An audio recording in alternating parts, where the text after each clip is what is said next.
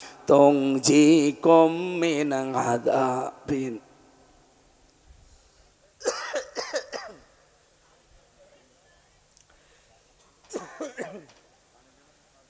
ভালো, এটা ভালো।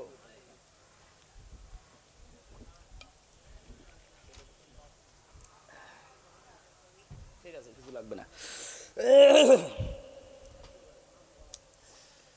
মানে এই যে গদি দেওয়ার পরেও পেছনে ব্যথা করে, ওরা এমন পিটানো পিটিয়েছিল রিমান্ডে, শক্ত জায়গায় তো বসতেই পারি না, গদি দিয়েও এই যে 10-15 মিনিট পরে ওঠা লাগে।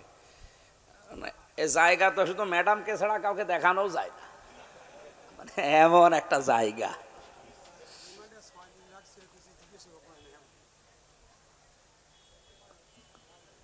এই জন্য বসে থাকা খুব কঠিন হয়ে যায় একাধারে।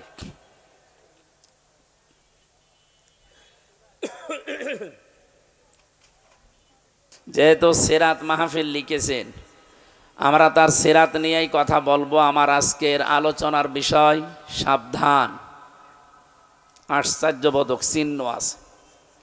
এরপরে হচ্ছে কার আদর্শ অনুসরণ করছেন, প্রশ্নবোধক চিহ্ন। এ বিষয়টা বোঝা গেছে কিনা বলেন তো? কি বললাম? সাবধান। এরপরে আশ্চর্যবোধক একটা চিহ্ন দেওয়া আছে, বিস্ময়সূচক একটা শব্দ দেওয়া আছে। এরপরেই আসল বিষয়, কার আদর্শ অনুসরণ করছেন, প্রশ্নবোধক চিহ্ন। সুতরাং আপনাকে এখানে আজকে খোরাকি নিয়ে যাওয়া লাগবে।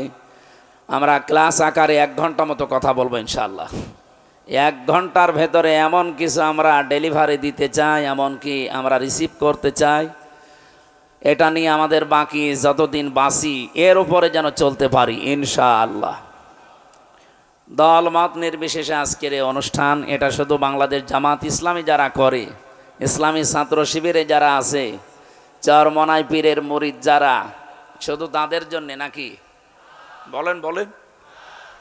হাযা বায়ানুল লিন্নাস হুদাল লিন্নাস, মানুষ পদবাচ্যে যারা বিবেচিত তাদের জন্য আজকের আয়োজন। এই ছেলে, গল্প করো মানে?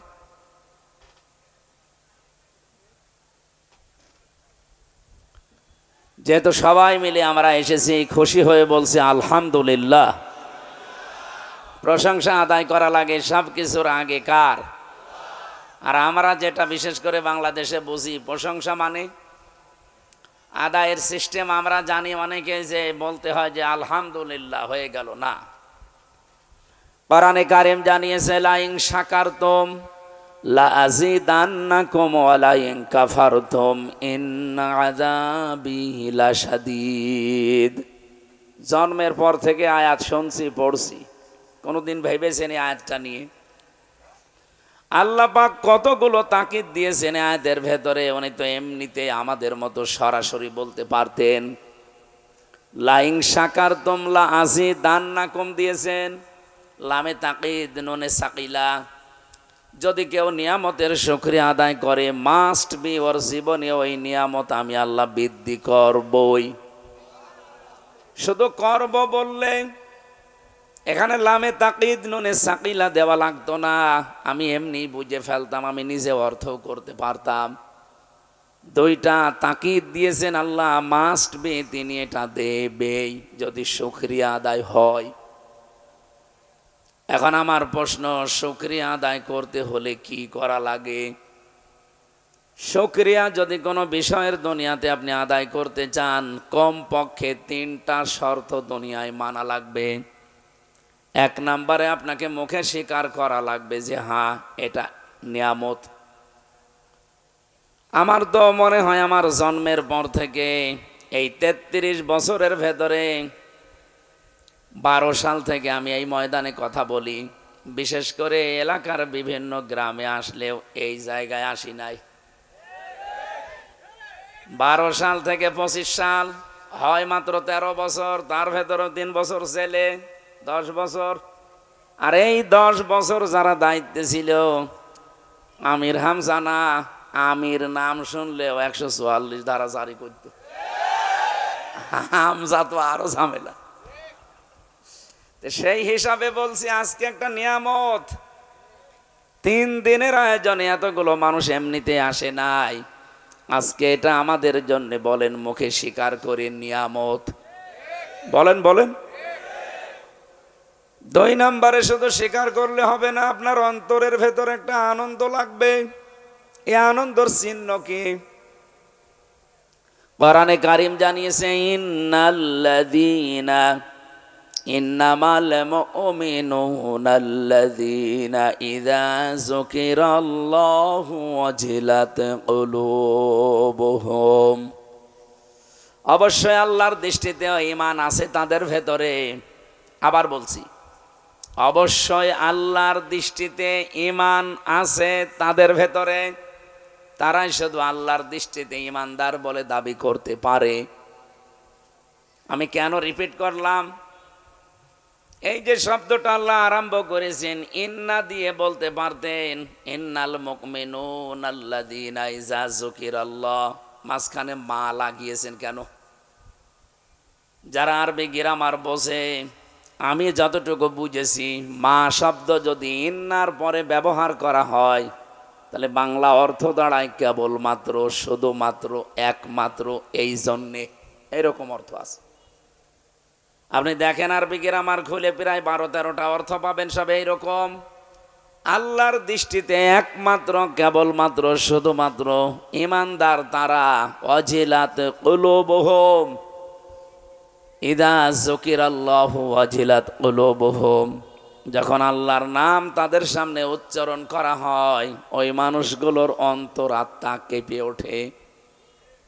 এখানে ওয়াজিলাত কুলুবুহুম এই শব্দের ব্যাখ্যায় তাফসিরে ফি জিলালিল কোরআন সৈয়দ কুতুব রহমতুল্লাহ আলাইহি বলেন, আপনার অন্তর যে কেঁপে ওঠে এর চিহ্ন কি?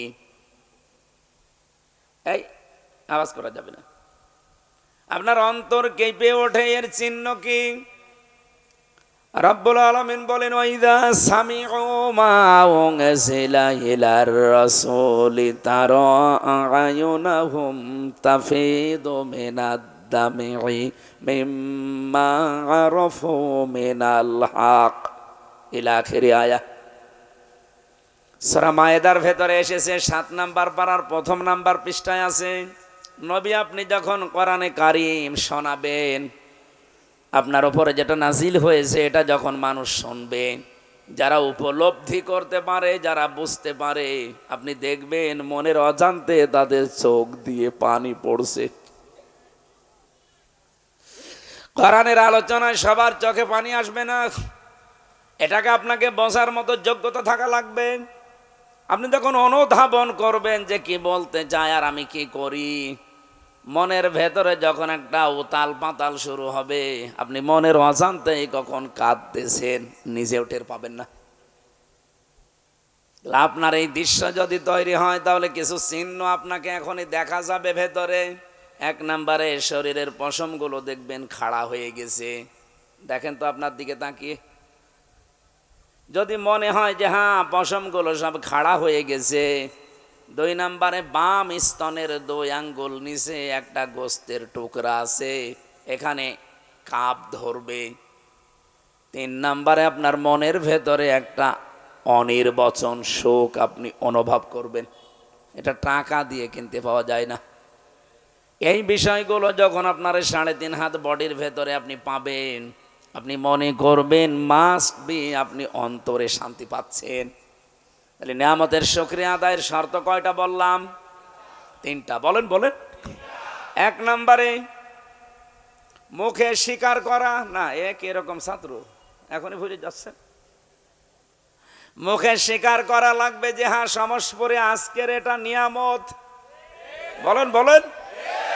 2 নম্বরে আপনার মনের ভেতরে একটা অনির্বচন শোক আপনি অনুভব করবেন, যেটা অন্তত আমি পাচ্ছি। এটা সবাই পাবে না, পাবে কারা? কোরআনে কারীম জানিয়েছে আল্লাহু ইয়াজতাবি ইলাইহি মাইয়াশা ওয়া ইয়াহদি ইলাইহি মাই ইউনিব। ইউনিব না উনিব? ইউনিব, ইয়ার উপরে পেশ আছে। আল্লাহ রাব্বুল আলামিন সূরা আশ-শূরার 13 নম্বর আয়াতের শেষের অংশে এটা জানিয়েছেন আমি কাদেরকে দিয়ে এই আনন্দটা উপভোগ করাবো জানো? আল্লাহু ইয়াজতাবি ইলাইহি মাইয়াশা, যাকে আমি আল্লাহ আমার দ্বীনের জন্য নির্বাচিত করি। ইয়াজতাবি শব্দের শাব্দিক অর্থ হচ্ছে নির্বাচিত করা, পছন্দ করা, মনোনীত করা, সিলেক্টেড করা। আমার প্রশ্ন হচ্ছে, পৃথিবীতে এই যে সিস্টেমটা আল্লাহ দিলেন, ইয়াজতাবি, এজতেবা মানে মনোনীত করা, নির্বাচিত করা। এই নির্বাচিত করা হয় যেই পদ্ধতিতে, ওই পদ্ধতির নাম নির্বাচন। নির্বাচন ছাড়া যদি কেউ নিজে নিজেই নির্বাচিত হয়ে বলে আমিও, এতদিন যেটা ছিল এটাকে আগামীতে আবার চলতে দেবেন? কোরআনের বিরুদ্ধে চলে যাচ্ছে না? অজাহিদু ফিল্লাহি হাক্কা জিহাদি হুয়াজতাবাকুম, তিনিই তোমাদেরকে নির্বাচিত করেছেন। শুধুমাত্র হুয়াজতাবাকুম পর্যন্ত আল্লাহ আয়াত ছেদ করে দেননি, শেষ না।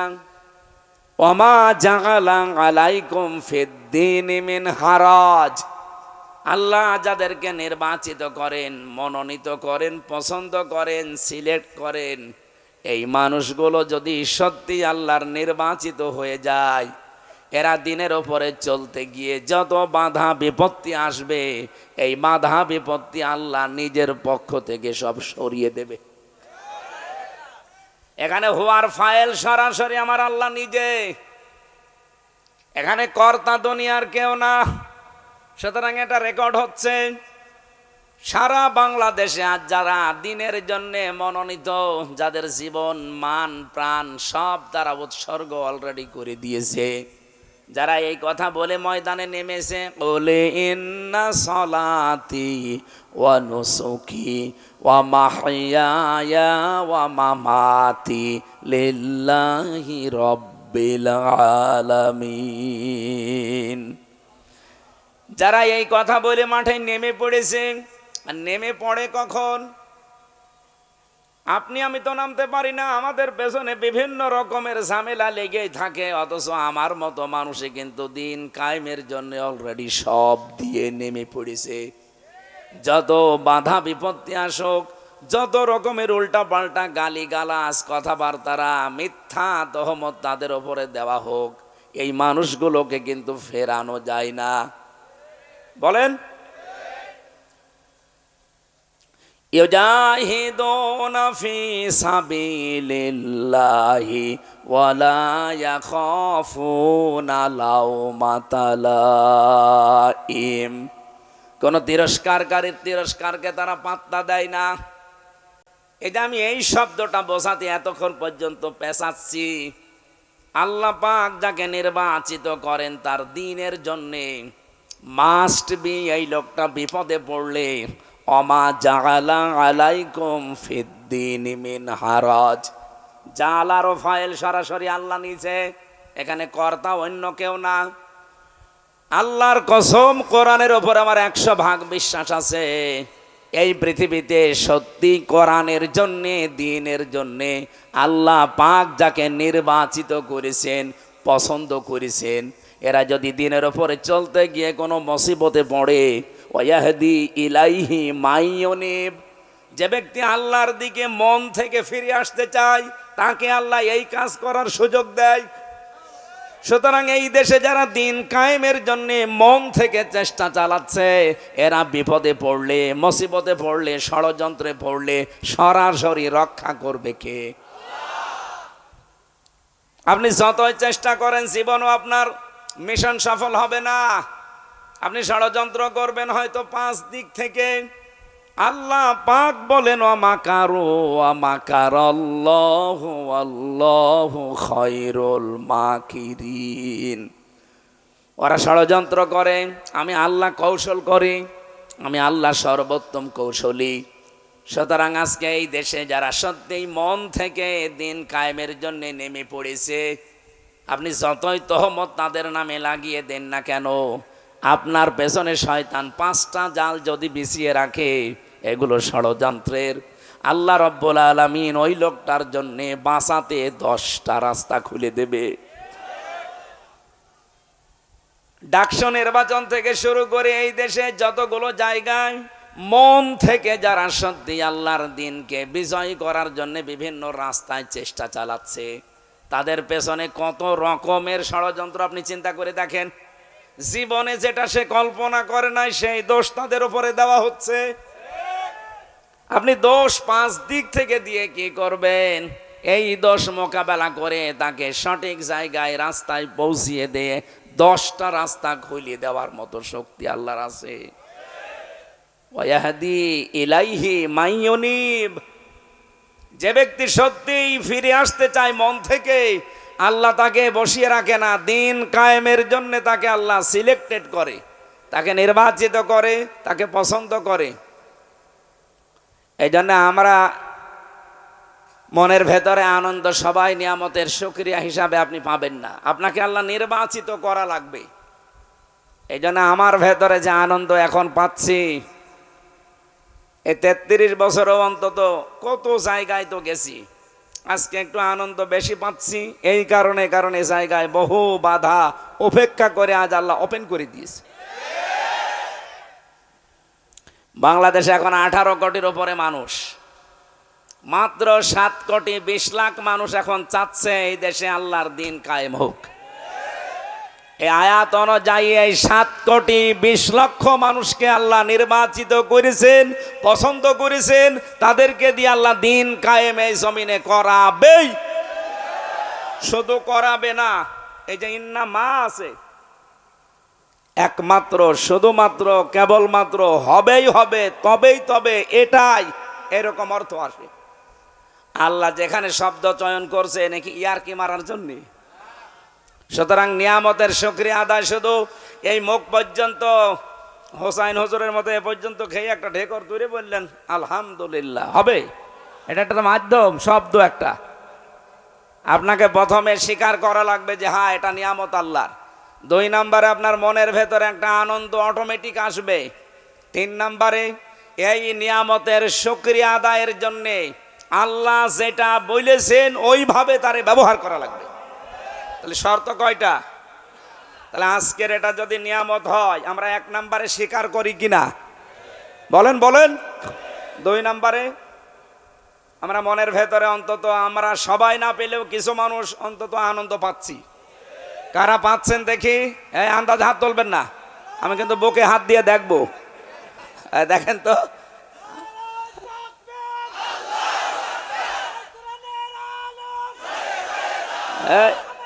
ঠিক আছে।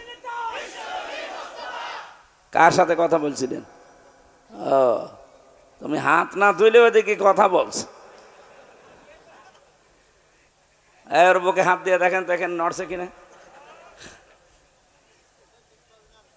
3 নম্বরে কি বললাম? যে এখান থেকে যেটা পাওয়া যাবে এই নিয়ামতটা আপনার প্র্যাকটিক্যাল লাইফে আপনি কাজে লাগাবেন। কি পাওয়া যাবে?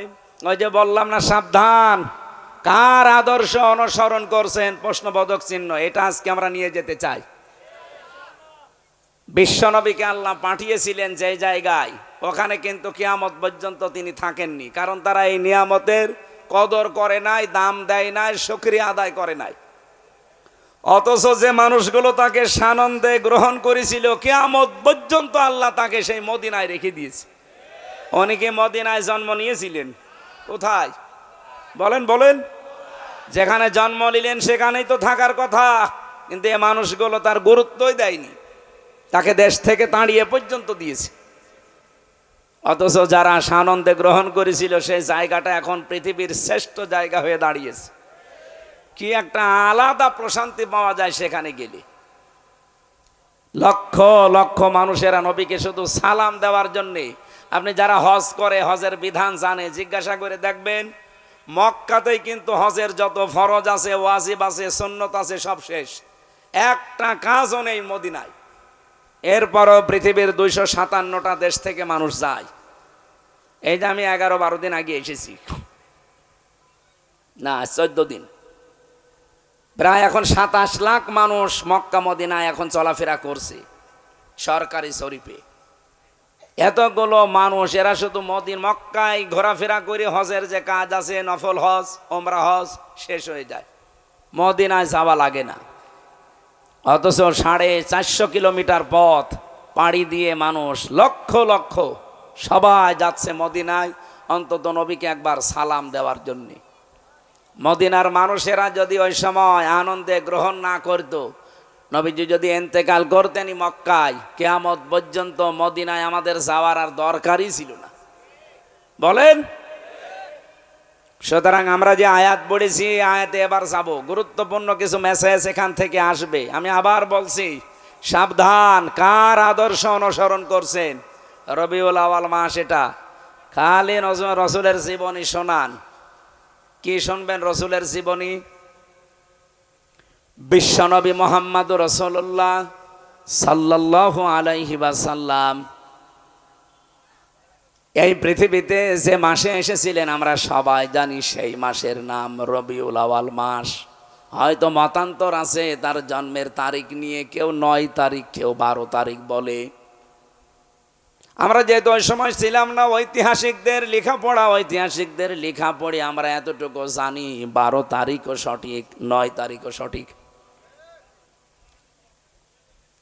আমার মনে হচ্ছে এখানে একটা প্রশ্ন আসতে পারে যে 2 তারিখে নবী জন্মগ্রহণ করলো কি করে? তাহলে আপনি সঠিকটা বলেন তো দেখি। আমি যদি হাফেজ আব্দুল্লাহ সাহেবকে বলি যে 12 কত হলে হয়, উনি যদি বলে 6 আর 6 12 হয়, হয়নি? বলেন বলেন। হোসাইন হুজুরকে বললাম 12 কত হয়, বলছে 10 আর 2 12 হয়, হয়নি? আমার টার্গেট হচ্ছে জন্ম। রবিউল আউয়াল মাসে উনি এসেছিলেন কোন তারিখে, ওইটা আমার উদ্দেশ্য না।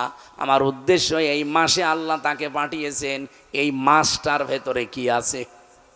রমজানুল মোবারকে যেহেতু কোরআনে কারিম আল্লাহ নাজিল করেছেন এই নবীর উপরে, রমজান তো আগেও ছিল পৃথিবীতে, কোনো মর্যাদা মূল্য কিছুই ছিল না, শুধুমাত্র নবীর উপরে রমজানে কোরআন নাজিল হওয়ার কারণে এত মর্যাদা বেড়ে গেছে। রবিউল আউয়াল মাস আগেও ছিল, কোনো মর্যাদা, কোনো দাম মূল্য ছিল না। মুহাম্মাদুর রাসূলুল্লাহ এ মাসে আসার কারণে এ মাসটার দাম আমাদের কাছে অনেক বেড়ে গেছে। আমার প্রশ্ন হচ্ছে, শুধুমাত্র নবীর এই জন্ম রবিউল আউয়াল নিয়ে আনন্দ করলে হবে না।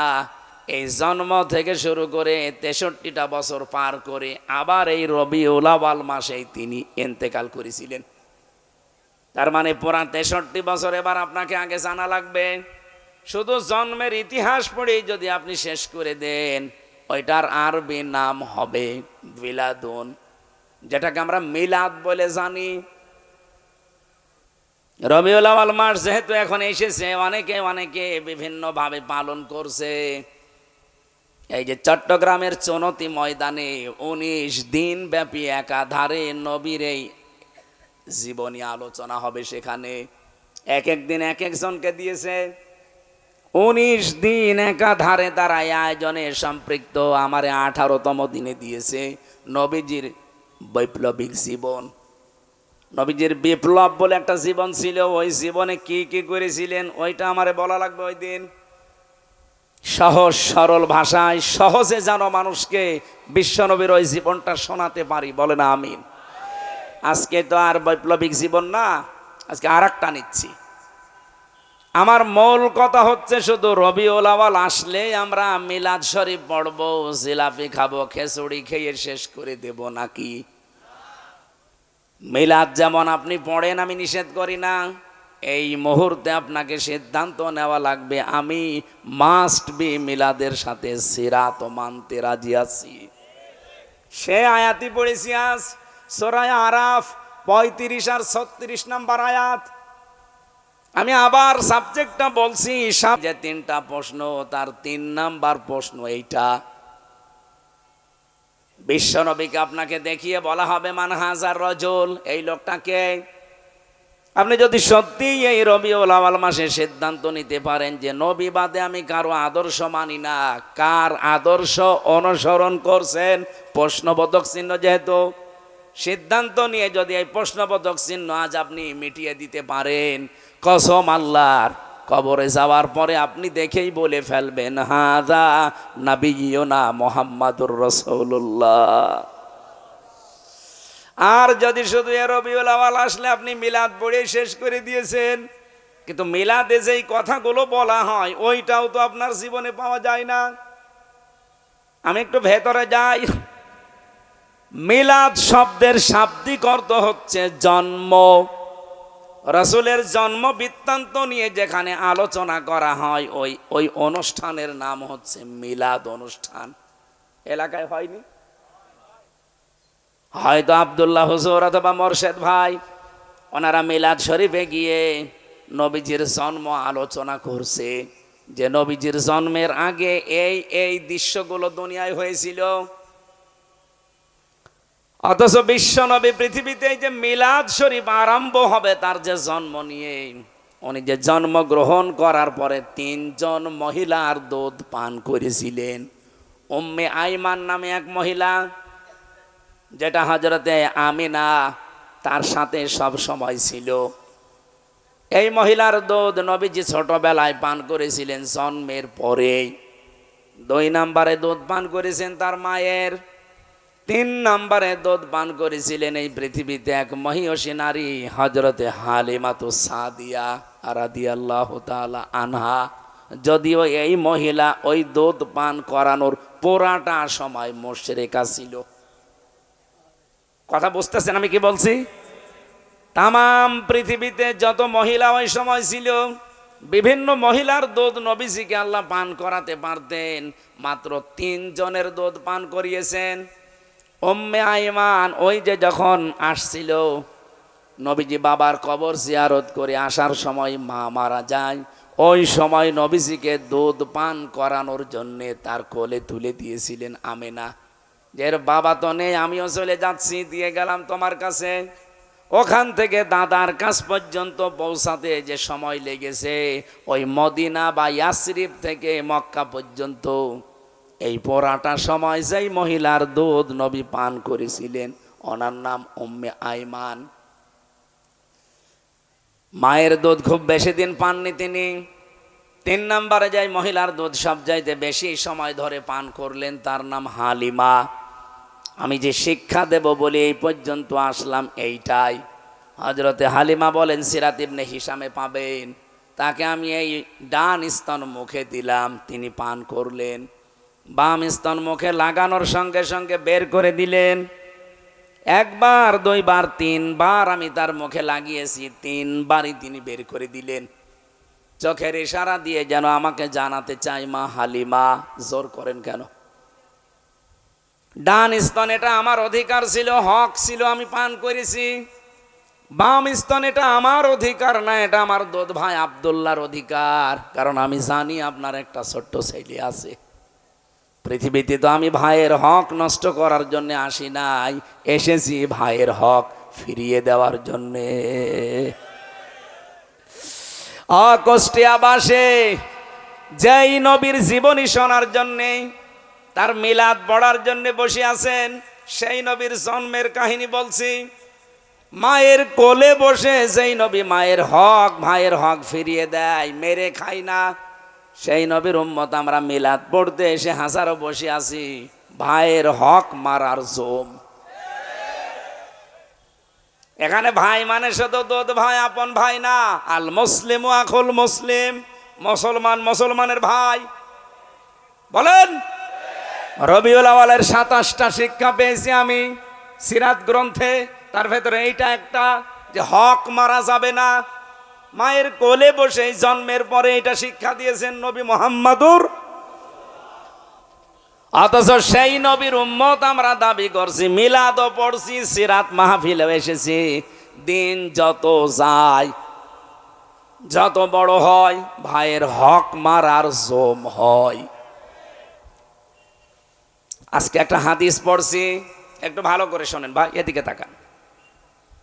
বিশ্বনবী জানিয়েছেন, আন আবি যাররিন রাদিয়াল্লাহু তাআলা আনহু ক্বাল ক্বালা আন-নাবিয়্যু সাল্লাল্লাহু আলাইহি ওয়াসাল্লাম মানিদ্দাআ মা লাইসা লাহু ফালাইসা মিন্না, মুসলিম শরীফের হাদিস।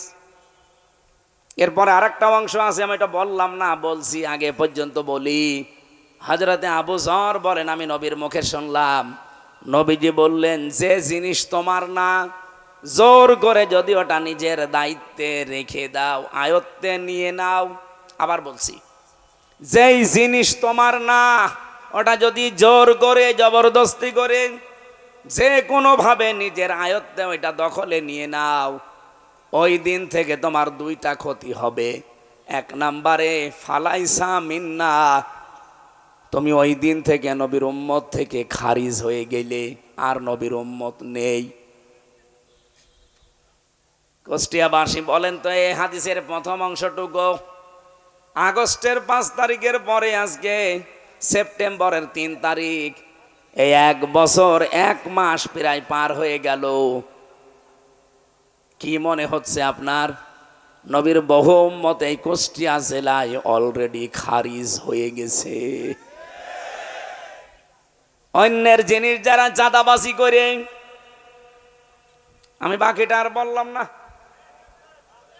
কত কায়দায় তারা নিজের আয়ত্তে নিয়ে নিয়েছে। বাবা শাহজালাল সব হালাল, নাকি খোসায় শুরু হয়নি? বলেন। হ্যাঁ, আপনি এ পর্যন্ত শুনে আন্দাজে লাফাবেন না। এরপরে আমি একটা ব্যাখ্যায় যাচ্ছি। নবীজি বলেন, 1 নম্বরে তো ওই দিন থেকে তুই আমার উম্মত আর নেই, বের হয়ে গেলি। ফালাইসা দিয়েছেন, এই জন্য ফা আছে। লাইসা মিন্না দিলেও আমি অর্থ করতে পারতাম, ফা দিলেন কেন? ফায়ের ব্যাখ্যা হচ্ছে, উপরে বর্ণিত এই গুণাগুণ গলে যদি কেউ অর্জন করে, তাহলে মাস্ট বি পরের শাস্তি বা পুরস্কার তার উপরে বর্তাবেই। তাহলে উপরের কি? উপরের হচ্ছে যে জিনিস আপনার না, আপনি জোর করে জবরদস্তি করে দখল করে চাঁদাবাজি করে নিজের নামে সব নিয়ে নিয়েছেন, তা আপনার জন্য প্রথম শাস্তি ফালাইসা মিন্না, আপনি নবীর উম্মত নেই। 2 নম্বরে ওয়ালিয়াতাবাওয়া মাকআদাহু মিনান নার, আপনি যেন জাহান্নামে অলরেডি একটা স্থান তৈরি করে বরাদ্দ করে রেখে দিলেন। আমার তো হাদিস পড়ার পরে মনে হয় বাংলাদেশে বহু মানুষের স্থান এখন জাহান্নামে বরাদ্দ হয়ে গেছে।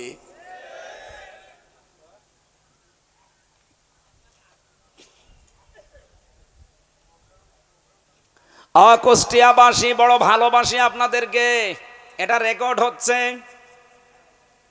যারা যাদের জিনিসপত্র নিয়েছেন এই 1 বছর 1 মাসের ভেতরে জোর করে জবরদস্তি করে চাঁদাবাজি করে ছিনতাই করে রাহাজানি করে ফাঁকি দিয়ে ওটা ফেরত দিয়ে দেন। যতদিন ফেরত না দেবেন আপনি নবীর উম্মত আর নেই, খারিজ হয়ে গেছেন আপনি। 2 নম্বরে আপনি জাহান্নামে নিজের একটা স্থান অলরেডি তৈরি করে রেখেছেন, আপনি মরবেন আর চলে যাবেন। এবার আসেন পরের দ্বিতীয় ব্যাখ্যায়। এ পর্যন্ত বুঝেছেন কিনা বলেন? হ্যাঁ, এখানে আওয়াজ হচ্ছে কেন ভাই? এই কথা বলা যাবে না। দ্বিতীয় ব্যাখ্যাটা শুনলে হয়তো অনেকের আনন্দ লাগতে পারে, আমিও আনন্দ পাই। শোনেন, যেই জিনিস আপনার ছিল ওইটা হাতছাড়া করে ফেলেছিলেন, হারিয়ে ফেলেছিলেন, বেদখল হয়ে গিয়েছিল, এখন আপনার কাছে ওটা আবার ফেরত এসেছে, তাহলে আপনি ওই হাদিসের যে শাস্তি তার আওতা মুক্ত থাকবেন। কি বললাম বলেন? এই গল্প করে কে? যে জিনিস আপনার ছিল কিন্তু ওটা দখল হয়ে গিয়েছিল, যেভাবেই হোক অন্য কেউ নিয়েছিল, ওইটা আপনি আবার ফেরত পেয়েছেন, তাহলে হাদিসের যে শাস্তি ওই শাস্তির আওতা মুক্ত থাকবেন। আজ বাংলাদেশে কথা উঠেছে যে ইসলামী ব্যাংকও দখল হয়ে গেছে, ছিনতাই হয়ে গেছে, এরকম ডাহা মিথ্যা কথা আপনি বলেন কি করে? ইসলামী ব্যাংক যাদের ছিল তারা ফেরত পেয়েছে। ইসলামী ব্যাংকে আপনার বাবার মাথার ঘাম পায়ে ফেলে এই মানুষগুলো রক্ত পানি করে এই ব্যাংকটা বানিয়েছিল। এই জালেমরা এতদিন এইটা জোর জবরদস্তি করে দখল করে রেখেছিল, ওরা আবার ফেরত পেয়েছে। আপনি বলেন এর ভেতরে কোনো ফাঁক ফোকড় আছে? যারটা সে ফেরত পেয়েছে, কিন্তু আপনি আপনি কার্ডটা নিলেন, কুষ্টিয়ার কবরহাটে খাজানগরে 100 কোটি টাকার উপরে চাঁদাবাজি হয়েছে, এগুলো তো সবই তার বাবার টাকা। 15 বছরে তার যদি 5 কোটি টাকার ক্ষতি হয়ে থাকে, আপনি আরো 95 কোটি টাকা অলরেডি তুলে ফেলেছেন। আপনি যদি 95 কোটি টাকা তুলতে পারেন, আমার তো 200 কোটি টাকা তোলার দরকার। আপনার চাইতে এই 15 বছরে আমি আরো বেশি নির্যাতিত ছিলাম। এক কথা বলছেন। সুতরাং আন্দাজে মিথ্যা তহমত লাগাবেন না। ইসলামী ব্যাংক ছিনতাই হয়নি, ডাকাতি হয়নি, চুরি হয়নি, যারটা সে ফেরত পেয়েছে, সুতরাং তাদের জন্য শাস্তি না। এই সমসপুর বাজারে কোনো দোকান যদি আপনার বেদখল হয়ে যায়, কেউ জোর করে জবরদস্তি করে ক্ষমতা দিয়ে কেড়ে নেয়, এখন আবার ওইটা আপনি ফেরত পেয়েছেন, আপনার গোনা হবে না। কিন্তু দোকানই আপনার না। কি বেশি বললাম? তাহলে খাপের খাপ মমতাজের বাপ মিলে যাচ্ছে। বহু মানুষ এই 1 বছর 1 মাসে জীবনে কোনোদিন চামড়ার স্যান্ডেল পাই দেয়নি, আর এখন 2 তলা স্যান্ডেল পাই দিচ্ছে। বাকি ইতিহাসগুলো নাই বলি। তাহলে যে কথা বলেছিলাম, মিলাদ পড়তে এসেছেন আপনি রবিউল আউয়াল মাসে, মিলাদের তো প্রথম শিক্ষা এইটা নবী জন্মের পরেই দিলেন যে ভাইয়ের হক নষ্ট করার জন্য আমি আসি নাই, এসেছি ভাইয়ের হক ফিরিয়ে দেওয়ার জন্যে। আমাদের এই শিক্ষাটা যেন বাংলার মানুষেরা নিতে পারে এই রবিউল আউয়ালে, বলেন আমিন। অন্য জেলার লোক না নিয়ে কুষ্টিয়া মানুষ যেন নেয়। 2 নম্বরে নবীজির সিরাত শোনার জন্য আপনি এসেছেন, আজকে লিখে দিয়েছেন ঐতিহাসিক সিরাত মাহফিল। আসেন এবার আমরা সিরাত নিয়ে কথা বলবো। সূরা আরাফ থেকে পড়েছি আমরা মাত্র 2টা আয়াত। আরাফ শব্দের শাব্দিক অর্থ হচ্ছে আলাপচারিতার স্থান, যেখানে আলাপ আলোচনা করা হয়। কিন্তু আয়াতের যে ব্যাখ্যা, এই নামকরণের যে ব্যাখ্যা, ঐতিহাসিক প্রেক্ষাপটে পেয়েছি। ওয়াবাইনাহুমা হিজাব ওয়ালাল আরাফি রিজালুন ইয়ারিফুনা বিসিকুল্লাম বিসিমাহুম। রব্বুল আলামিন বলেন, একটা পর্দা দিয়ে তাদেরকে আলাদা করা হবে। জান্নাত এবং জাহান্নামের মাঝে একটা পর্দা দেওয়া থাকবে, একটা প্রাচীর। এই দেওয়ালের উপরে কিছু মানুষকে আল্লাহ দাঁড় করাবেন। এদেরকে জান্নাতেও দেবেন না, জাহান্নামেও দেবেন না। সাহাবী প্রশ্ন করলেন, ওয়ানাদা আসহাবাল জান্নাতি আন সালামুন আলাইকুম লাম ইয়াদখুলুহা ওয়া হুম ইয়াতমাউন। যারা জান্নাতি মানুষ তারা তাদেরকে সালাম জানাবে, জাহান্নামী মানুষ যারা তাদের দিকে ফ্যাল ফ্যাল করে তাকিয়ে থাকবে। সাহাবীর প্রশ্নের জবাবে নবীজি বললেন, এরা কিন্তু জান্নাতে যেতে পারবে না, এদেরকে আল্লাহ জাহান্নামেও দেবে না, এই প্রাচীরের ওপরেই দাঁড় করিয়ে রাখবে। অখোকসাবাসী বলেন তো, কিয়ামতের দিন যদি আল্লাহ আমাদেরকে ওই প্রাচীরের ওপরে দাঁড় করিয়ে দেয়, জান্নাতেও দিচ্ছে না, জাহান্নামেও দেবে না। হাদিসের শেষ অংশে আমি পাইনি যে নবীজি এ কথা বলেছেন যে তাদেরকে আল্লাহ দেবে কোথায়। তার মানে ওইভাবেই দাঁড়িয়ে থাকা লাগবে। খুব গুরুত্বপূর্ণ একটা বিষয়। সাহাবীর প্রশ্নের জবাবেই নবীজি বললেন, আল্লাহ তাদেরকে যে জান্নাতে দেয় না, কারণ জানো ওদের সব ছিল ভালো, শুধু মার বাবার সাথে আচরণ খারাপ ছিল। বাংলাদেশে বহু পুরুষ আমরা আছি, ছেলে আছি, সব ভালো আমাদের, কিন্তু মা বাবার সাথে সম্পর্ক ভালো না। কথা বলেন না কেন? তাদের হক তো আদায় করা হয় না, তাদের আলাদা করে দেওয়া হয়, বৃদ্ধাশ্রমে রেখে আসে। এই দোষ শুধুমাত্র সন্তানদের একা না, এর পেছনে যারা কলকাঠি নাড়ি তারা হচ্ছে মেয়েরা, বিশেষ করে বউ আর শাশুড়ি। এরকম বউ আর শাশুড়ি আছে কার? হাত তোলেন তো, 2 হাত তোলেন। আছে, 2-1 আছে। মেয়েরা এসেছেন কিনা আমি জানি না। আমার মা বোনেরা শুধু নামাজ পড়া রোজা রাখার কালো বোরকা পরায় এবাদত না, শাশুড়িকে নিজের মায়ের মতো মনে করা এবাদত। আল্লাহর কসম, আমি নিজেও একজন স্বামী, বাস্তবতা কিন্তু এইটাই। ছেলেরা সব সময় তার মায়ের সাথে বাবার সাথে জড়িয়ে থাকা জিনিসকে ভালোবাসে বেশি। আমি আর 33 বছর বয়স, এখন বাড়িতে গেলে আমার মায়ের আঁচল ধরে এখনো মুখ মোছা লাগে। আমি নিজে দেখেছি 90 বছর বয়স মায়ের, 70 বছর বয়স ছেলের। এত বড় ছেলেকে মা 2 হাত দিয়ে পিটাচ্ছে, অথচ ছেলে কান্নাকাটিও করে না, দৌড়েও যায় না, আরো মাথা ঠেলে দিয়ে বলে মা মারেন। মায়ের কাছে ছেলে ওই 70 বছর না, ওর বয়স এখন ওই 3 বছরই আছে। আমার 33 বছর বয়স, তাতে কি হয়েছে? আমি সেই হামজা, মানে 5 বছরের হামজায় আছি। আমার যদি 100 বছরও বয়স হয়, শুধু বাংলাদেশ না, তামাম পৃথিবীরও যদি আমি মালিক হয়ে যাই, আমার মা ফিরোজার কাছে আমি সেই 5 বছরের হামজায় আছি। বলেন, মায়ের এই আঁচলটা, এর সাথে জড়িয়ে যারাই থাকবে তাদেরকে ছেলেরা বেশি ভালোবাসে। বৌমা যারা এসেছেন, আমি নিজের থেকে যেহেতু পরীক্ষিত বলছি, আপনি যদি সত্যি স্বামীর মন পেতে চান, স্বামীর ভালোবাসা মন থেকে পেতে চান, মায়ের সাথে আপনি জড়িয়ে থাকবেন, আপনি নিজের শাশুড়ির মেয়ে হয়ে যাবেন।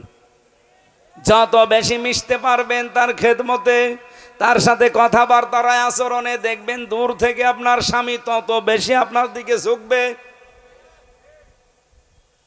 হাজারো পরিবারে আমরা মেনে নিতেই পারছি না, অথচ হাদিস হচ্ছে নেককার মহিলা ওইটা যে 5 ওয়াক্ত নামাজ আদায় করে, রোজা রাখে, নিজের শরীরকে হেফাজত রাখে, আর স্বামী যেটা পছন্দ করে ওইটা জায়েজ হলে স্ত্রীও পছন্দ করে। বলেন তো, স্বামীর সাথে তার মা বাবা থাকবে, এটা স্বামী পছন্দ করে না? বলেন বলেন, এখানে একটা স্বামী দেখাতে পারবেন যারা বলে যে মা বাবা জাহান্নামে যাক? প্রত্যেকটা স্বামীর মনে এই আকাঙ্ক্ষা, আমি গরিব হই ধনী হই, আমি খেয়ে থাকি না খেয়ে থাকি, আমার মা বাবা আমার সাথে থাকবে। বলেন বলেন বলেন, এরকম স্বামী আছেন কারা? দেখি হাত তোলেন তো। আলহামদুলিল্লাহ। সম্মানিত মা বোনেরা, যদি সামনে ক্যামেরা দেওয়া থাকে, প্রজেক্টর দেওয়া থাকে, একটু দেখেন আপনার স্বামী হাত তুলেছে কিনা। সব স্বামী আমি চাই যে আমার মা বাবা আমাদের সঙ্গে থাকবে, কিন্তু দুঃখজনক হলেও সত্য, 100টার 98টা বউ এটা চাই না যে শাশুড়ি আমাদের সাথে থাক। আর এটা জায়েজ কাজ, আপনার স্বামী চাচ্ছে, পছন্দ করছে, আপনি চান না কেন? আমাকে জাহান্নামে দেওয়ার জন্য আপনি নিজেই যদি উঠে পড়ে লাগেন, তা আপনার মতো বউ বিয়ে না করে আমার একা একা থাকা ভালো ছিল। তাহলে অন্তত আরাপ নামে ওই প্রাচীরে দাঁড়ানো লাগতো না। এক কথা বলছেন। সাহাবী প্রশ্ন করলেন, হে নবী, ওদের আল্লাহ জাহান্নামে দেবে না কেন?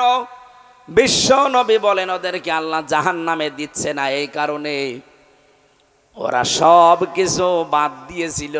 পৃথিবীতে বহু কিছু তাদের জীবনে ছিল না, কিন্তু তাদের 1 নাম্বার কাজ ছিল জমিনে যেন দিন কায়েম হয়। সুতরাং দিন কায়েম করার জন্য যারা সর্বাত্মকভাবে চেষ্টা করে, ওদের জীবনে ছোটখাটো ভুল ভ্রান্তির কারণে যদি আল্লাহ জান্নাতে নাও দেয়, জাহান্নামে দেবে না। এই জন্য বুকে আশা নিয়ে, এ ভরসা নিয়ে কোরআনের আয়াতের দিকে তাকিয়ে, এটা 47 নম্বর আয়াত, বড় আশা নিয়ে আপনাদেরকে ওই আশা জাগাতে চাই। জাহান্নামে যদি নিজেকে হারাম বানাতে চান, দিন কায়েমের জন্য আপনি লেগে পড়েন। দিন কায়েম না হলেও আপনার অসুবিধা নেই, কিন্তু আপনাকে আল্লাহ জাহান্নামে দেবে না।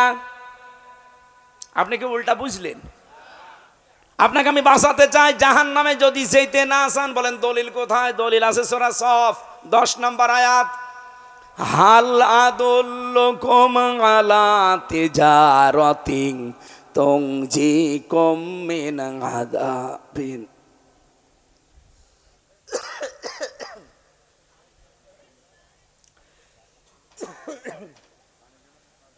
ভালো, এটা ভালো।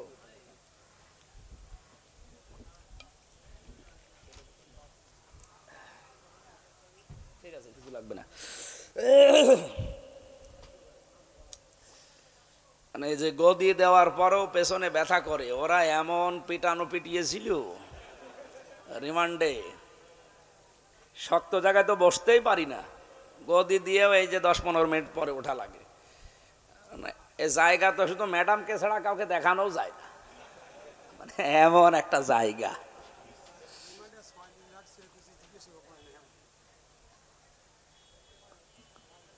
এই জন্য বসে থাকা খুব কঠিন হয়ে যায় একাধারে।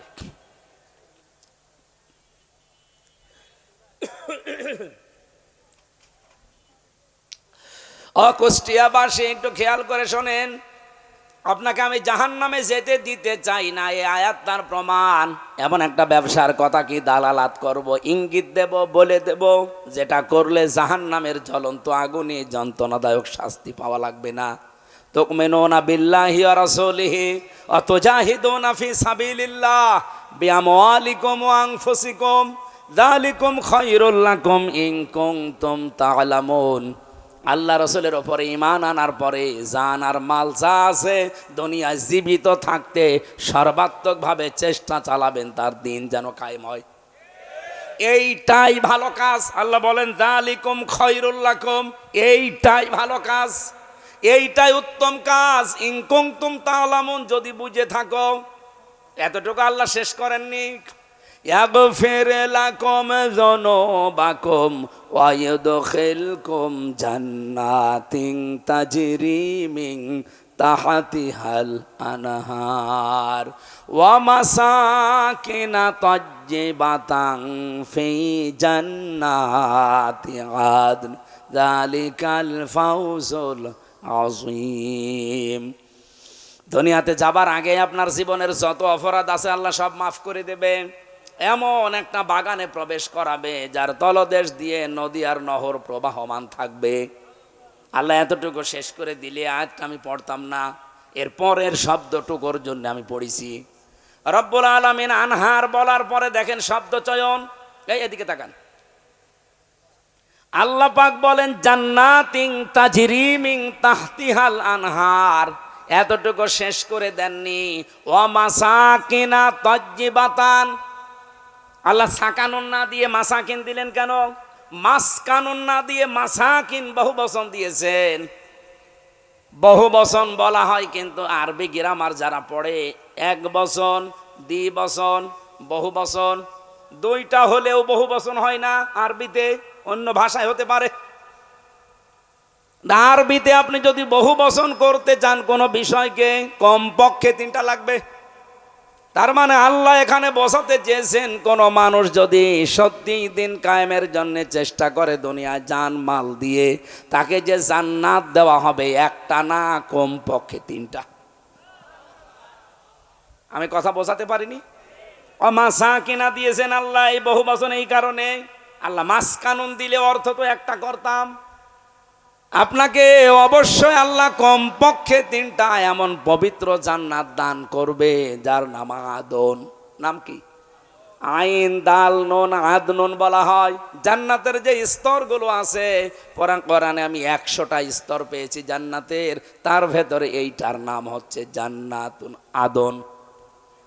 রব্বুল আলামিন শেষের দিকে বললেন যালিকা হুয়াল ফাউজুল আযীম, জীবনের জন্য এইটাই মহা সফলতা। জোরে বলেন সুবহানাল্লাহ। আল্লাহ আপনাকে যদি জাহান্নামে না দেয় তাহলে আপনার জীবন সফল নয়, ওদিকে জান্নাতেও দিচ্ছে না। হ্যাঁ, সফল হবে কোন সময়?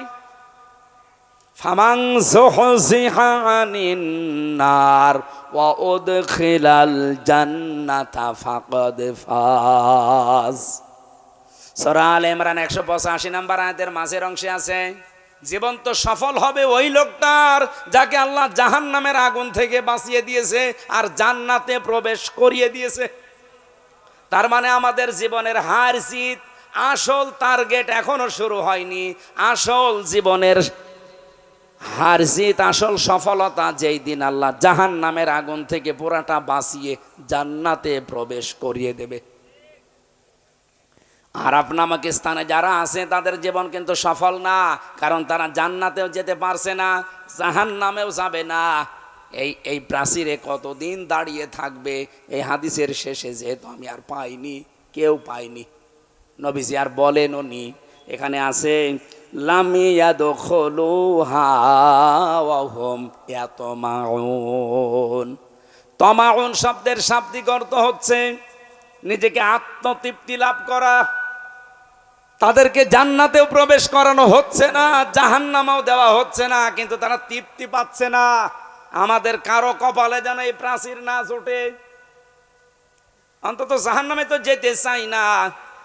জাহান্নাম থেকে আল্লাহ যেন মুক্ত করে বাঁচিয়ে দিয়ে জান্নাত পর্যন্ত সবাইকেই পৌঁছিয়ে দেয়, বলেন আমিন। এবার আল্লাহ আমাদের নাম ধরে ডাকলেন, ইয়া বানি আদামা ইম্মা ইয়াতিয়ান্নাকুম রুসুলুম মিনকুম ইয়াকুসসুনা আলাইকুম আয়াতি। হে বনি আদম সন্তান, যদি তোমাদের কাছে তোমাদের ভেতর থেকে কোনো রসুল আসে, ইয়াকুসসুনা আলাইকুম আয়াতি, তারা বর্ণনা করে তোমাদেরকে আমার আয়াতগুলো শোনায়। আমার প্রশ্ন হচ্ছে, আল্লাহ রসুলুন বহু বছর না দিয়ে রসুলুন দিলেন কেন? এখন কি দুনিয়ায় রসুল আছে?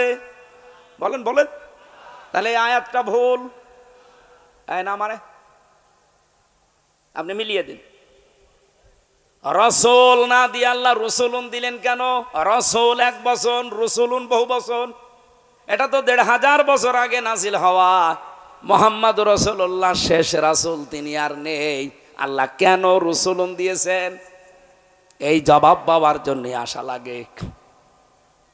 এখন যেহেতু রসুল নেই দুনিয়ায়, কিন্তু রসুলের নায়েব আছে, স্থলাভিষিক্ত মানুষ আছে, তার নাম বলেন বলেন, আল উলামা ওয়ারাসাতুল আম্বিয়া, আলেমরা হচ্ছে নবীর নায়েব, স্থলাভিষিক্ত উত্তরাধিকারী। সুতরাং রসুল্লাহ যেভাবে তেলাওয়াত করে করে বর্ণনা করতেন আল্লাহর আয়াতগুলো, এই কাজ যারা হাতে নেবে তাদের কথা যদি কেউ শুনে নিজেকে পরিবর্তন করে নেয়। আজকে হামজা এখানে কথা বলছে, হাফেজ আব্দুল্লাহ কথা বলছে, আরে আমরা তো শুধুমাত্র মানুষ, আমাদের নামের আগে হাফেজ, মাওলানা, মুফতি, মুহাদ্দিস, মুফাসসির লেখা আছে। এই জন্য আমরা এখন আর সাধারণ না, আমরা এখন নবীজির নায়েব।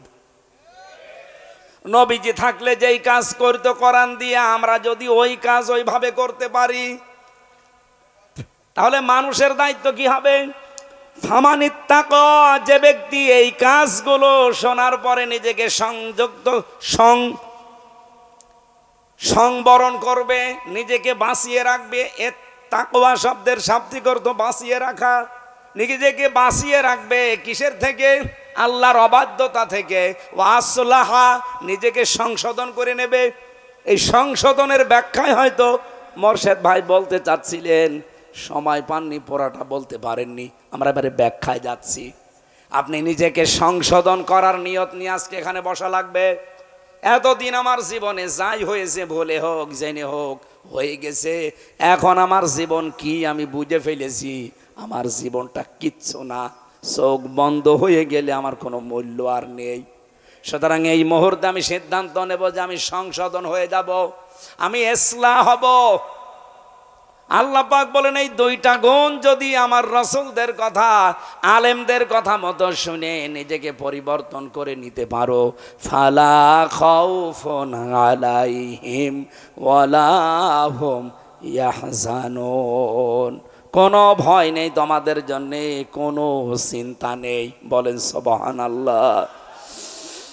পক্ষান্তরে সিস্টেম অপর পৃষ্ঠায় দেখুন, ওয়াল্লাযীনা কাযযাবু বিআয়াতিনা, যারা আল্লাহর এই আয়াতগুলো শোনার পরে মিথ্যা প্রতিপন্ন করবে, মিথ্যা মনে হবে তাদের কাছে, না এরকম কথা বলেই থাকে। ও আব্দুল্লাহ 50 বছর এরকম কথা বলছে। ওয়াস্তাকবারু আনহা, কোরআনের ব্যাখ্যা শোনার পরে যে মানুষগুলো অহংকার করে সম্পর্কে এমন কথা বলে যেটা কোরআনের সাথে, আল্লাহর আয়াতের সাথে মিল নেই, উলাইকা ইয়ানালুহুম নাসীবুহুম মিনাল কিতাব হাত্তা ইযা জাতুহুম রুসুলুনা ইয়াতাওয়াফাউনাহুম। অবশ্যই এদের কাছে কিতাব থেকে নির্ধারিত অংশ পৌঁছে যাবে। আমি খুব তাড়াতাড়ি করছি, 11টা পর্যন্ত সময় নিয়েছিলাম, হয়ে গেছে। এই জন্যে হঠাৎ করে যখন তাদের সামনে মৃত্যুর ফেরেশতারা চলে আসবে, তারা এসে জিজ্ঞাসা করবে, আইনা কোথায়, মা কুনতুম তাদউনা মিন দুনিল্লাহ, আল্লাহকে বাদ দিয়ে, আল্লাহর বিধান বাদ দিয়ে যাদের পেছনে ছোটাছুটি করতে, দৌড়াদৌড়ি করতে, কোথায় তারা, তাদেরকে ডাকো। তারা সবাই মিলে জবাব দেবে, ক্বালু দাল্লু আন্না, তারা আজ আমাদের থেকে উধাও হয়ে গেছে। এই আয়াতটা যে কত বাস্তব তার বাংলা বাস্তব প্রমাণ মিয়া রফিকুল ইসলাম, ব্যারিস্টার মিয়া রফিকুল ইসলাম। আপনি তাকান তার দিকে, বিএনপির মন্ত্রী ছিল, স্থায়ী কমিটির সদস্য ছিল, অথচ লোকটা আজকে বয়সের ভাঁড়ে নুয়ে পড়েছে, পড়ে আছে। তার স্ত্রী তাকে ছেড়ে চলে গেছে আল্লাহর কাছে, ছেলে মেয়েগুলো ছেড়ে দিয়েছে। তার কাছে দলীয় একটা লোকও যায় না, দেখাও করে না, কাজের মহিলা নিয়ে পড়ে আছে বছরের পর বছর হাসপাতালে। আল্লাহ বলেন, ক্বালু দাল্লু আন্না, মরণের সময় যখন এসে ফেরেশতারা তাদেরকে আঁকড়িয়ে ধরবে, এই সময় বলবে, কই তারা যাদেরকে আল্লাহর বিধানের ওপরে, তোমার আল্লাহর বিধানের ওপরে যাদেরকে উপরে তুলে দিতে, আল্লাহকে বাদ দিয়ে অন্য যাদের পেছনে ছোটাছুটি করতে, কোথায় তারা? এক বাক্যে ওরা বলবে, তারা উদাও হয়ে গেছে আমাদের থেকে। ওয়াশাহিদু আলা আনফুসিহিম আন্নাহুম কানু কাফিরিন, নিজেদের প্রতি জুলুম করেছি এই কথা তারা ওই সময় স্বীকার করবে আর বলবে, অবশ্যই আমরা কাফের ছিলাম। বলেন নাউজুবিল্লাহ। রব্বুল আলামিন বলেন, এক বাক্যে আমি তাদেরকে শোনাবো, ক্বালা দুখুলু ফি উমামিন ক্বাদ খালাত মিন ক্বাবলিকুম মিনাল জিন্নি ওয়াল ইনসি ফিন্নার, প্রবেশ করো ওই জাতির ভেতরে, তোমাদের পূর্বে যারা এই পৃথিবী থেকে বিদায় নিয়েছে, এরকম মানুষের তৈরি করা আইনের পেছনে ঘুরে ঘুরে জিন আর মানুষের ভেতর থেকে যাও, তাদের মাঝখানে জাহান্নামে যাও। কুল্লামা দাখালাত উম্মাতুল লানাত উখতাহা, যেই প্রবেশ করবে জাহান্নামে, যাবার পরে ওদের পূর্ববর্তী নেতাদের সাথে দেখা হবে, তখন লানত দিতে থাকবে। হাত্তা ইযা দারাকু ফিহা জামিয়া, তারা সেখানে যেই পেয়ে যাবে ওদের ওই পূর্বপুরুষদের, বাপ দাদা পরদাদা অথবা নেতা নেত্রী, এদেরকে, এটা আমি বানাচ্ছি এখন, বলেন বলেন বলেন তো আজটা কত বাস্তব। হাত্তা ইযা দারাকু ফিহা জামিয়া, জাহান্নামে প্রবেশ করেই তারা দেখতে পাবে তাদের অমুক নেতা সামনে দাঁড়িয়ে আছে বিশাল মোষ নিয়ে। রব্বুল আলামিন বলেন, ক্বালাতে উখরাহুম লিউলাহুম রব্বানা হাউলাই আযাল্লুনা ফাতিহিম আযাবান দিফাম মিনান নার, এ মানুষগুলো ওদের দেখেই রেগে যাবে, বলবে, রব্বুল আলামিন এরাই আমাদেরকে পথভ্রষ্ট করেছিল, তোমার আইন আমাদেরকে মানতে তো দেয়নি, আর তোমার আইনের পক্ষে থাকলে উল্টা পাল্টা করতো। প্রকাশ্যে তো থাকতেই পারি নাই, গোপনেও থাকতে পারে না, এদের কারণে এদেরকে তুমি ডবল শাস্তি দাও। ক্বালা লিকুল্লিন দিউফু ওয়ালাকিন লা তা'লামুন, রব্বুল আলামিন বলেন, দ্বিগুণ শাস্তি শুধু ওদের না, সবার জন্যই আমি ব্যবস্থা করে রেখেছি। এই জন্য আমার আজকের আলোচনার বিষয় সাবধান, কার পেছনে আপনি অনুসরণ করে চলছেন। রবিউল আউয়াল মাসেও যদি আপনি নবীজিকে অনুসরণ করার সিদ্ধান্ত নিতে পারেন, বাকি জীবনে নিতে না পারেন, বিশ্বাস করেন, কসম করে বলছি, আপনিও ওই দলে কিয়ামতের দিন আফসোস ছাড়া আর কিছুই পাবেন না। তখন বলবেন, আল্লাহ হাউলাই, এই যে মানুষগুলো আদাল্লুনা, এরা আমাদেরকে পথভ্রষ্ট করেছে, এদের আদর্শ মেনে আজ জাহান্নামে এসেছি, এদেরকে দ্বিগুণ শাস্তি দেন, আযাবান দিফাম মিনান নার। আল্লাহ ধমক দিয়ে বলবেন, ক্বালা লিকুল্লিন দিফুন, প্রত্যেকের জন্যই দ্বিগুণ শাস্তি। আমার মনে হয় বাংলাদেশে বহু মানুষ এই আয়াতের ভেতরে আছে। কথা না বোঝার ভান করে থাকলে আপনাকে ঝোড়ে কোদাল দিয়েও বোঝানো যাবে না। আশা করছি আপনি বুঝে ফেলেছেন। এই মুহূর্তে নিজের মত পাল্টান। রবিউল আউয়াল মাসে নবীর আদর্শ ছাড়া, বিশ্ব নবীকে ছাড়া জীবনের কোনো জায়গায় কাউকে আমি মানি না। যাকে মানবেন কিয়ামতের দিন তার সাথে আপনি জাহান্নামে যাবেন।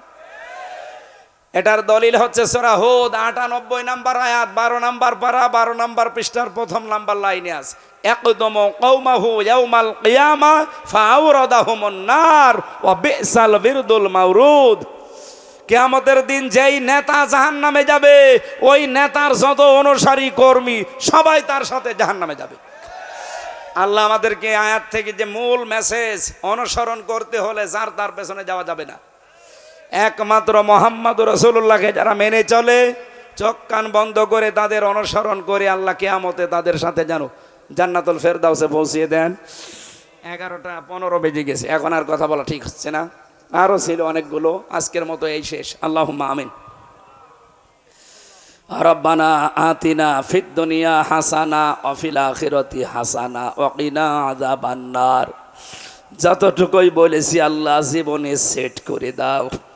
যে যুবকগুলো মাত্র 3 দিনের ব্যবধানে বিশাল আয়োজন করেছে, এই যুবকদেরকে যে মা পেটে নিল, আল্লাহ মায়ের পেট তুমি কবুল করে নাও। এই যুবকদেরকে আর কোনো খারাপ পথে দিও না। নবীর আদর্শ মতো, নবীর বিশ্ব নবীকে আদর্শ মেনে চলার তৌফিক তাদেরকে দাও। এদের যাদের কর্মজীবন নেই, আল্লাহ এই যুবকদের একটা হালাল কর্মজীবনের ব্যবস্থা করে দিও। সম্মানিত মা বোনদেরকে খাদিজার মতো, আয়েশার মতো বানিয়ে দাও। অনেক পরিবারে অশান্তি আছে স্বামী স্ত্রীর ভেতরে, আল্লাহ তুমি শান্তি দান করো। এ মাহফিল যাদের মাধ্যমে এসেছি, শেখ শাহিদুল ইসলাম সাইদ ভাই, হাফেজ মাওলানা গোলাম মোর্শেদ ভাই, যত যুবকদেরকে সাথে নিয়ে তারা আমাকে কোরআন হাদিসের কথাগুলো বলার জন্য এ পর্যন্ত নিয়ে এসেছে, প্রত্যেকের জীবন মঞ্জুর করো। হাফেজ আব্দুল্লাহ, হাজার হাজার হাফেজের উস্তাজ, আল্লাহ তার হায়াতে তাজ্জেবা সিহাতে কল্যাণ দান করো। মাওলানা হোসাইন মাহফুজ বিভিন্ন জায়গায় আমার সাথে থাকে। এই ছেলেটা তার বাবাকে হারিয়েছে, আল্লাহ বাবাকে কবরে মাফ করে দাও। আমার মা বাবা বেঁচে আছে, তাদের হায়াতে তাজ্জেবা সিহাতে কল্যাণ দান করো। আমার সন্তান হাজি ফারিহা, এই ফারিহা জান্নাত অসুস্থ হয়ে আছে, আল্লাহ তুমি তাকে শেফায়ে কামেলা আজেলা দাও। রব্বুল আলামিন সারা দেশে কোরআনের কথাগুলো বলার জন্যে যে মানুষটা আমার এই বয়ে নিয়ে বেড়ায়, সাদ্দাম হোসেন, তোমার এই যুবক বান্দাকে তুমি কবুল করে নাও। এলাকায় মাটির নিচে যারাই ঘুমিয়ে আছে, কবরগুলো জান্নাত বানিয়ে দাও। অনেকেই জুলুম করার কারণে আজ বিতাড়িত, আল্লাহ তাদের অনুশোচনা তৈরি করে দাও। এখনও অনেক জালেম দেখি যে মানুষগুলোর অনুশোচনে নাই, অনুতপ্ত হয় না, আরও তাদের বৃদ্ধি বেড়ে যায়। এদেরকে তোমার নিজের হাতে তুমি কন্ট্রোল করো আল্লাহ। আল্লাহুম্মা ইন্না নাজআলুকা ফি নুহুরিহিম ওয়া নাউযু বিকা মিন শুরুরিহিম। আজকে যে বিষয়টা আমি বোঝাতে চেয়েছিলাম কোরআন দিয়ে আর হাদিস দিয়ে, যে তুমি আমাদেরকে সাবধান বাণী শুনিয়েছো, কার পেছনে আমরা অনুসরণ করে চলছি, কার আদর্শ মেনে চলছি, আল্লাহ এই বিষয়টা আমরা অল্প সময় হলেও কিছু না কিছু বুঝতে পেরেছি। আমাদের বিবেকের উপরে এখন তুমি ধাক্কা দাও, আমরা যেন মেনে নিতে পারি। বারাকাল্লাহু লানা ওয়া লাকুম ফিল কোরআনিল আযীম। আলহামদুলিল্লাহি রাব্বিল আলামিন। আসসালামু আলাইকুম। এই আমার যে বই ছিল জেলখানায় লেখা একটা, এখানে স্টেজে আছে।